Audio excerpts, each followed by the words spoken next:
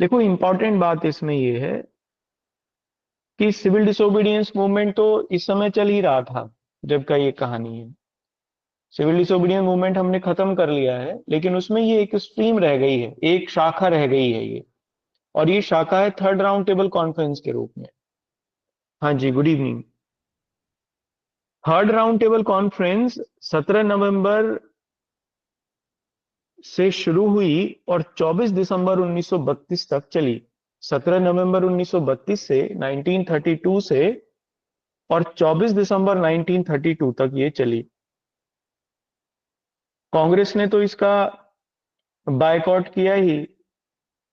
और ब्रिटेन में भी जो लेबर पार्टी थी, यानी जो ओपोजिशन था, ओपोजिशन पार्टी ने भी इसका वहां पे भी बहिष्कार किया, बायकॉट किया।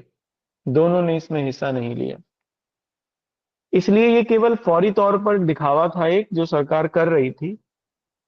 उनको कुछ थोड़ा बहुत भारतीयों को देना था पॉलिटिकल रिफॉर्म्स के लेवल पे, तो वो उसी के लिए आगे बढ़ रहे थे। पार्टिसिपेंट कौन कौन थे? तो डॉक्टर बी आर अम्बेडकर, चूंकि ये एक व्यक्ति थे एकमात्र जिन्होंने तीनों में हिस्सा लिया। आगा खान भी एक ऐसे व्यक्ति थे, आगा खान थर्ड, है ना। ये वो आगा खान नहीं थे जो 1870 या 90 के आसपास वाले थे। ये तीसरे थे, आगा खान थर्ड के नाम से इनको जानते हैं। इन्होंने भी तीनों में हिस्सा लिया, तीनों राउंड टेबल कॉन्फ्रेंसेस में पार्टिसिपेट किया मुस्लिम लीग के कैंडिडेट के रूप में। एक Ramaswamy Mudaliar, NM Joshi. NM Joshi important person थे क्योंकि एनएम जोशी के बारे में पूछा गया है। ये कम्युनिस्ट लीडर थे, एक भारत में कम्युनिस्ट आइडियोलॉजी के लीडर थे। इन्होंने भी पार्टिसिपेट किया इसमें। बेगम जहां आरा शाहनवाज, ये भी बड़ी इंपॉर्टेंट लीडर थी।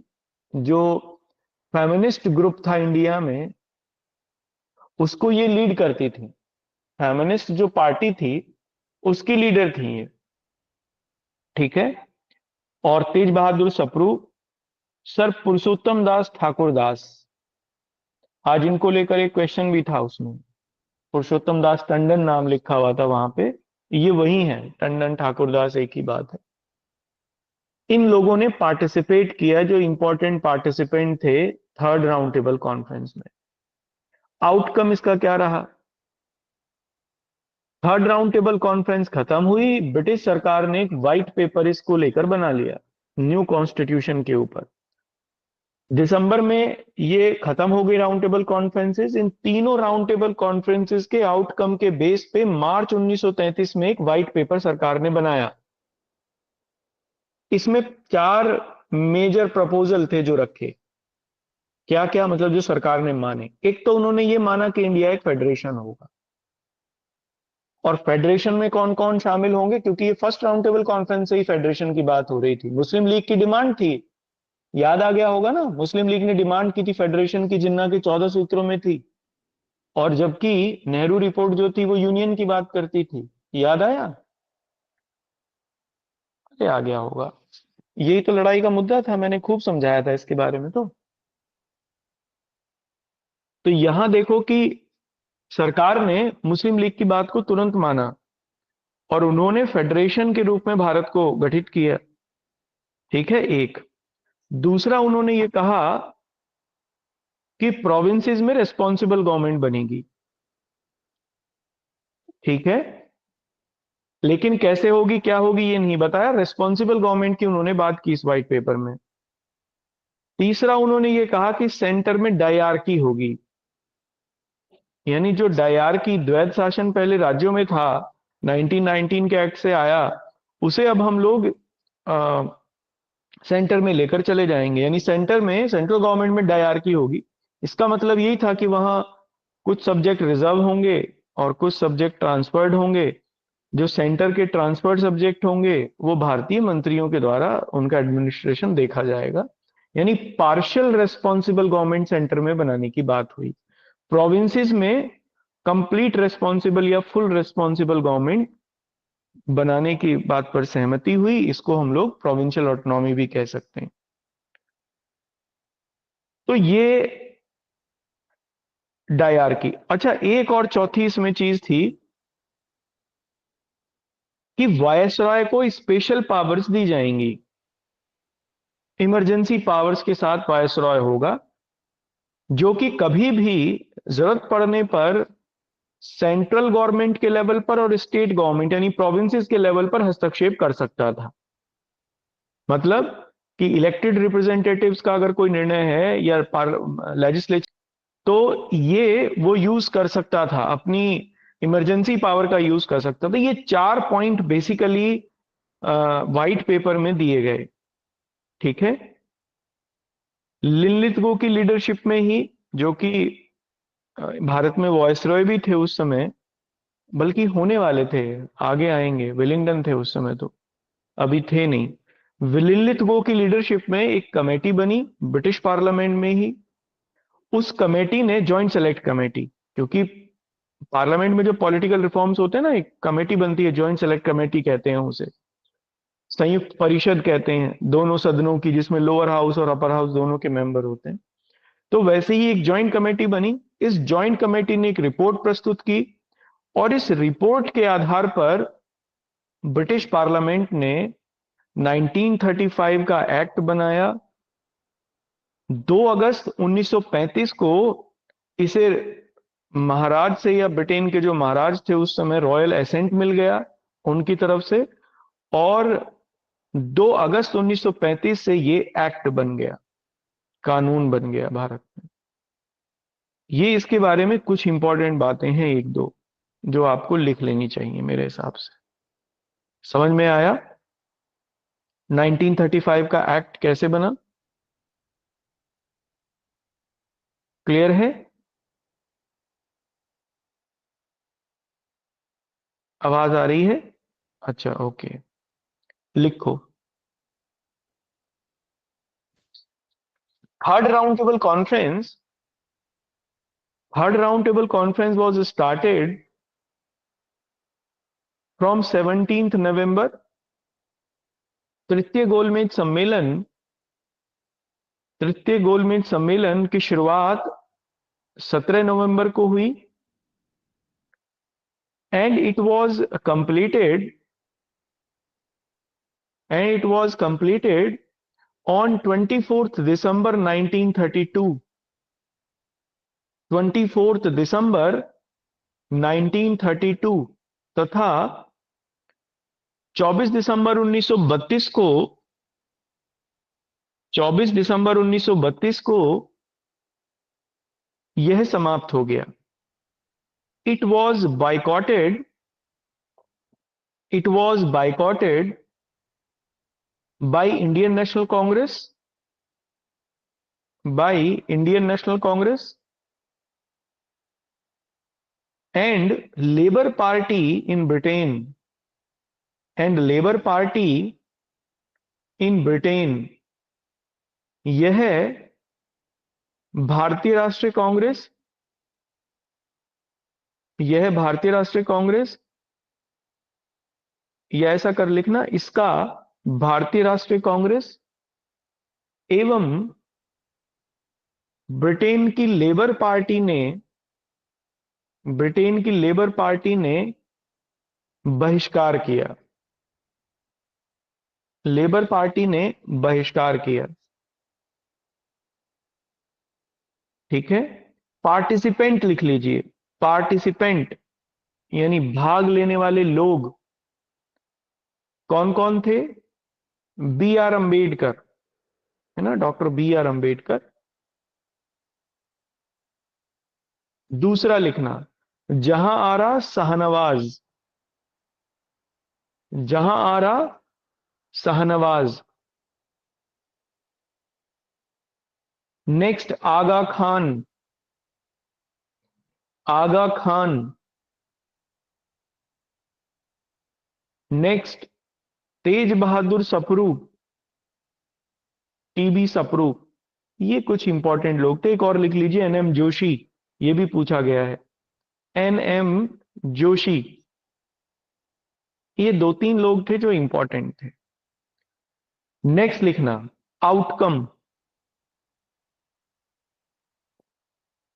आउटकम, है ना, आउटकम का मतलब लिख लीजिए निष्कर्ष। है ना, आउटकम। पुरुषोत्तम दास टंडन या ठाकुर दास कहते हैं इन्हें, पुरुषोत्तम दास टंडन, पुरुषोत्तम दास ठाकुर दास, ये इनका नाम है। पूरा नाम है इनका पुरुषोत्तम दास ठाकुर दास टंडन। ठीक है। ये एक लीडर थे, इन्होंने भी पार्टिसिपेट किया, बाद में एक गांधीयन लीडर के रूप में, गांधीवादी नेता के रूप में ये माने गए, जाने गए।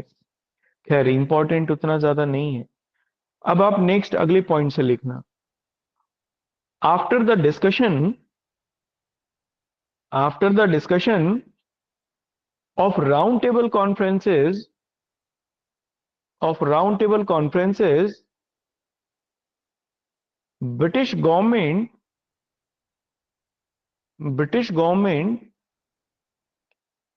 Under the leadership of, under the leadership of Clement Attlee, Clement Attlee, Attlee भी लिख सकते हैं, under the leadership of Clement Attlee, ये प्रधानमंत्री बनेंगे आगे जब भारत आजाद होगा। Under the leadership of Clement Attlee, represent a white paper, represent a white paper on the constitutional reforms in India, on the constitutional reforms in India. ठीक है, हिंदी में लिखिए। तीसरे गोलमेज सम्मेलन के पश्चात, तीसरे गोलमेज सम्मेलन के पश्चात ब्रिटिश सरकार ने, ब्रिटिश सरकार ने संवैधानिक सुधारों के ऊपर, संवैधानिक सुधारों के ऊपर क्लीमेंट एटली की अध्यक्षता में, क्लीमेंट एटली की अध्यक्षता में एक श्वेत पत्र प्रस्तुत किया, श्वेत पत्र प्रस्तुत किया। क्या होता व्हाइट पेपर, बताएगा कोई?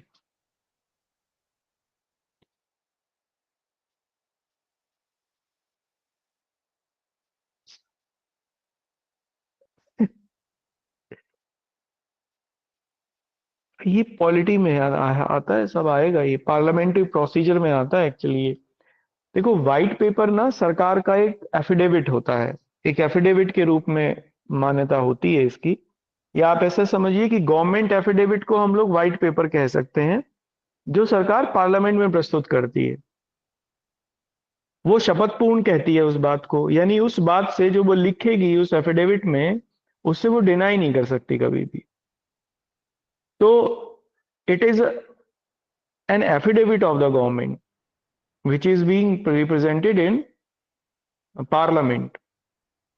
सरकार फिर इससे डिनाई नहीं कर सकती, इसीलिए इसे श्वेत पत्र कहते हैं। यानी वो पत्र जो कि पूरी सच्चाई के साथ लिखा गया हो, सरकार का ये स्टैंड होता है। ठीक है, क्लियर है, आ गया समझ में? चलो लिखो, है ना, ये व्हाइट पेपर प्रस्तुत किया। अब इस व्हाइट पेपर में सरकार ने ये लिखा कि ठीक है, हम अंडरस्टैंडिंग जो हम लोगों की बन गई वो चार चीजों पे तो बन ही गई, हम चार चीजें तो देंगे ही। कॉन्स्टिट्यूशन रिफॉर्म्स में आ गए। क्या क्या होंगी चार चीजें, इनको लिख लेना। तो लिखना इसमें, on this white paper, on this white paper government released, government released four major proposal,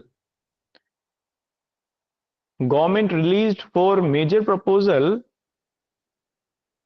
for constitution reforms, four major proposal of constitution reforms। सरकार ने, सरकार ने इस श्वेत पत्र के माध्यम से, इस श्वेत पत्र के माध्यम से चार प्रमुख प्रस्तावों को मान्यता दी, चार प्रमुख प्रस्तावों को मान्यता दी। पहला लिखना फेडरेशन, फेडरेशन, है ना। हिंदी में फेडरेशन को कहते हैं परिसंघ, परिसंघ, है ना। फेडरेशन और यूनियन में क्या अंतर है, बता दोगे ना, या नहीं बता पाओगे। संघ और परिसंघ में क्या अंतर है।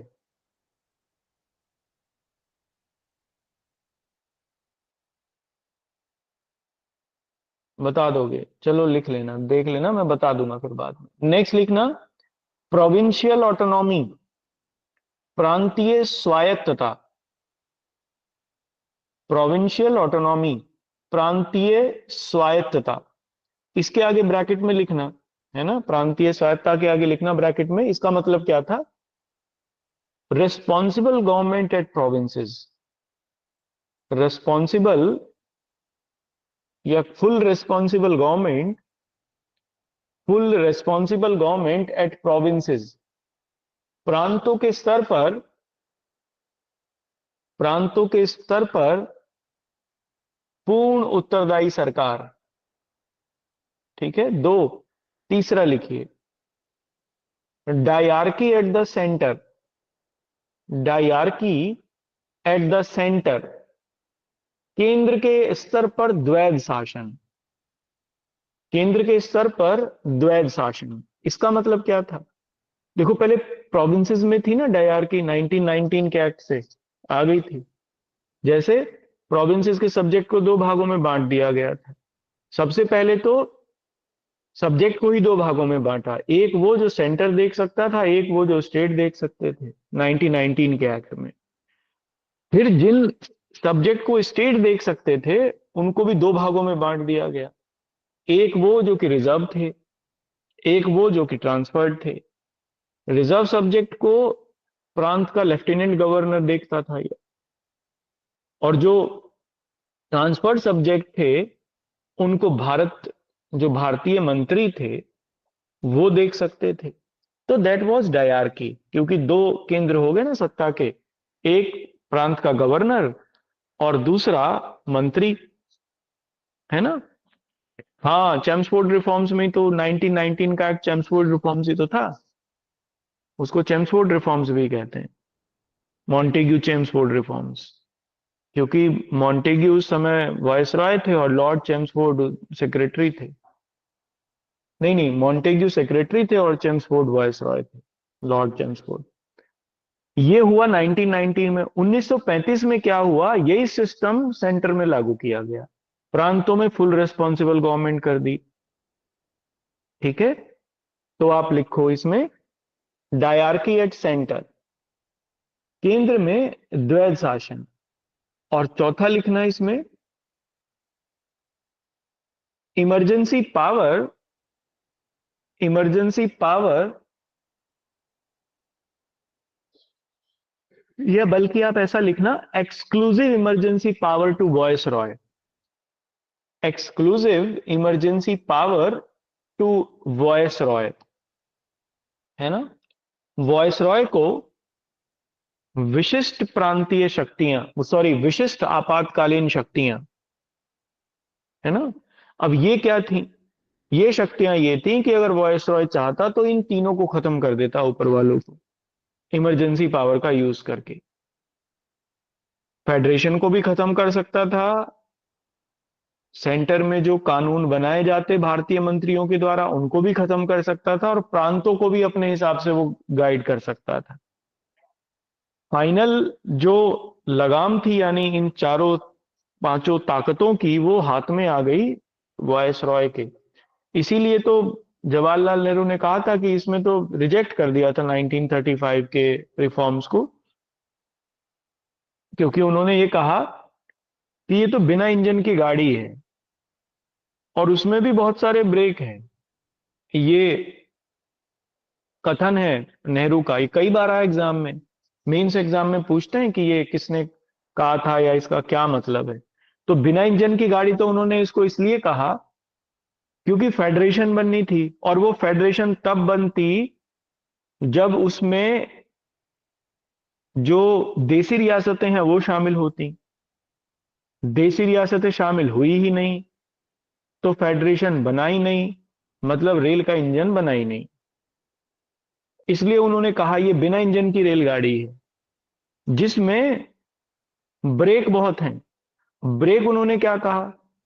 ब्रेक कहा उन्होंने वॉयस रॉय की सी इमरजेंसी पावर्स को, कि वॉयस रॉय जब चाहता तब डेमोक्रेसी को खत्म कर सकता था प्रांतों में या सेंटर में भी। इसलिए ये उनका कथन है। ये खूब आया है एग्जाम में, मेंस में लिखने के लिए आता है, लेकिन हालांकि आता ऑप्शनल पेपर में है, यूपीएससी के, आईएएस के हिस्ट्री के ऑप्शनल पेपर में ये खूब आया है। ठीक है। हाँ, ये उनका एक कोट है, मैं आपको बता दूंगा आगे क्या है। खैर चलिए, ये चारों बातें समझ में आ गई ना? चारों क्लियर हैं? व्हाइट पेपर में ये चार प्रपोजल थे, आपको चारों मिल जाएंगे ये 1935 के एक्ट में। अब आगे देखना। सर सर इसका आउटकम में जो लिखवाया आपने सर, इसका मतलब क्या है? बस ये नहीं समझ में आ रहा। आउटकम? आउटकम। मतलब मीन। आउटकम माने कि थर्ड राउंड टेबल कॉन्फ्रेंस का आउटकम क्या निकला, तो ये आउटकम ही तो था चारों। मतलब थर्ड तो ये राउंड टेबल कॉन्फ्रेंस। आपने जो नेम लिखवाया सर, ये टंडन पुरुषोत्तम दास ये ठाकुर तो दास टंडन। पार्टिसिपेंट थे, ये ओके। पार्टिसिपेंट थे, आउटकम नहीं था। ये तो उसमें जो भाग लिया, प्रिलिमिनरी ओके। के लेवल पे पूछ रहे सॉरी थे कि सॉरी। किसने भाग लिया था थर्ड राउंड टेबल कॉन्फ्रेंस में से इसमें, अच्छा, उसका है ना? ऊपर का ही पार्ट था सर, सॉरी, ये गलती हो गई। यहाँ ये ऊपर का हम्म, पार्ट है, आउटकम तो हम्म, उससे नीचे वाला है ना? तीनों राउंड टेबल कॉन्फ्रेंसेस का निष्कर्ष क्या निकल के आया आपको, ये मैं बता रहा हूं अब। तो एक निष्कर्ष ये था कि सरकार ने, जब ये तीनों खत्म हो गई राउंड टेबल कॉन्फ्रेंसेस, तो एक व्हाइट पेपर दिया। व्हाइट पेपर में ये चार बातें लिखी उन्होंने कि हम लोग आपको ये देंगे कॉन्स्टिट्यूशन रिफॉर्म्स के नाम पर। ठीक है। अब ये व्हाइट पेपर के ऊपर भी एक सेलेक्ट कमेटी बनी, मार्कस लिलिथगो की लीडरशिप में। इस मार्कस लिलिथगो ने इस व्हाइट पेपर के ऊपर एक रिपोर्ट प्रस्तुत की। ये रिपोर्ट ही 1935 के एक्ट का भाग थी। इस रिपोर्ट के आधार पर ही 1935 का एक्ट बना, जिसे 2 अगस्त 1935 को रॉयल कंसेंट मिल गई। 2 अगस्त 1935 से इसलिए ये लागू हो गया, 1935 का एक्ट। ये डेट पूछी गई है प्रिलिमिनरी में कि कब से लागू किया गया, कब से लागू हुआ। तो 2 अगस्त 1935 से लागू हुआ। तो आप लिखिए।